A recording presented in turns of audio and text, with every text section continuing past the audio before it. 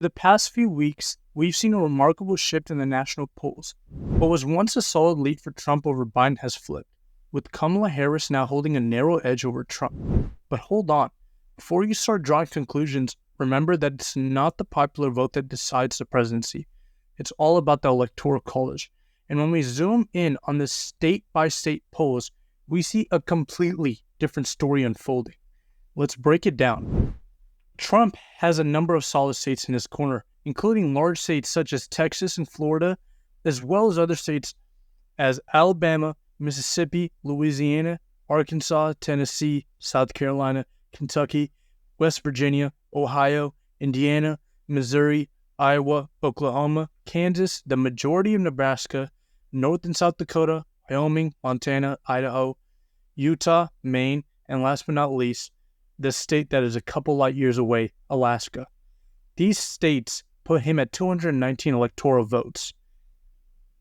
Meanwhile, Harris has a strong base as well, with states like California, which is huge, Oregon, Washington, Colorado, Illinois, New York, Vermont, Connecticut, New Jersey, Delaware, Maryland, the District of Columbia, Rhode Island, Massachusetts, Hawaii, and Maine first backing her, adding up to 191 electoral votes. Now, you might be asking, what about the other states you didn't mention? Don't worry, we're about to get into them. Those are the battleground states, where the real action is. Starting in the Midwest, Harris is leading in Minnesota by 5 points. While that might not seem like much in a traditionally blue state, it's important to remember that Trump came within 1.5 points of flipping Minnesota back in 2016. Harris's choice of Minnesota Governor Tim Walz as a running mate could be a strategic move to secure the state, but it's not a guaranteed victory.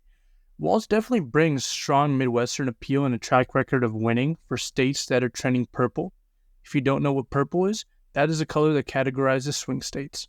Although Harris is up by 5 points, which indicates Harris will secure the state, it can definitely be a little nerve-wracking that it's not a blowout that people might expect from a traditionally blue state.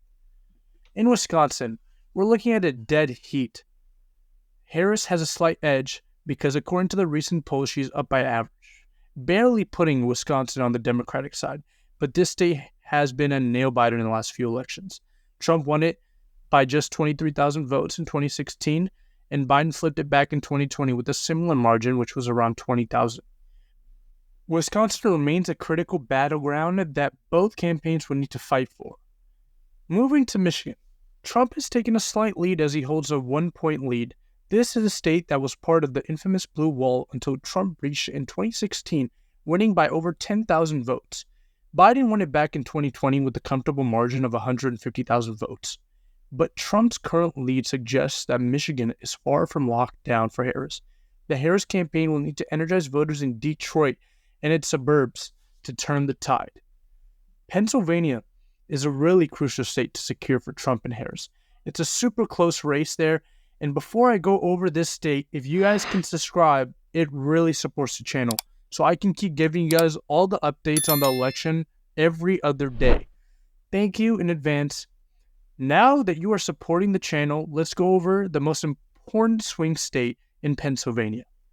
Over in Pennsylvania, they are leaning slightly Republican as Trump is up by 2 points.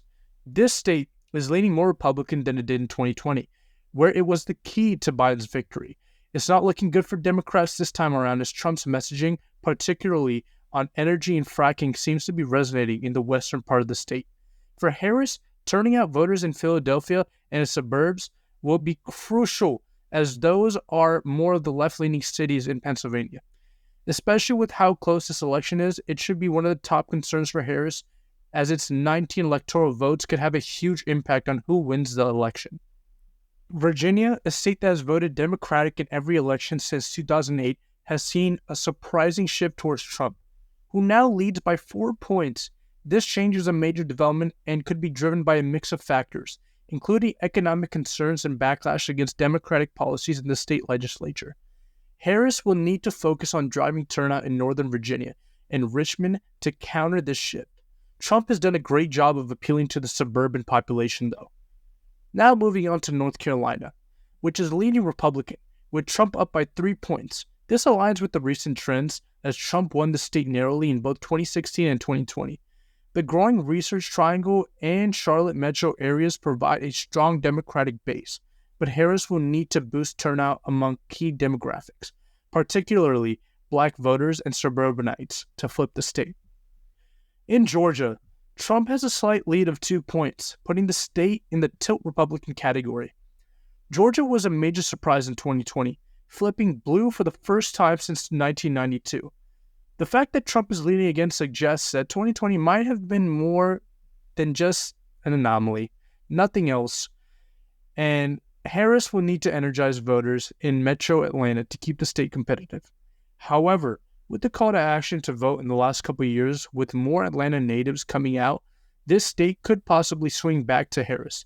I would pay very close attention to the turnout to vote in Atlanta and nearby suburban areas, which will tend to be a little bit more Democratic.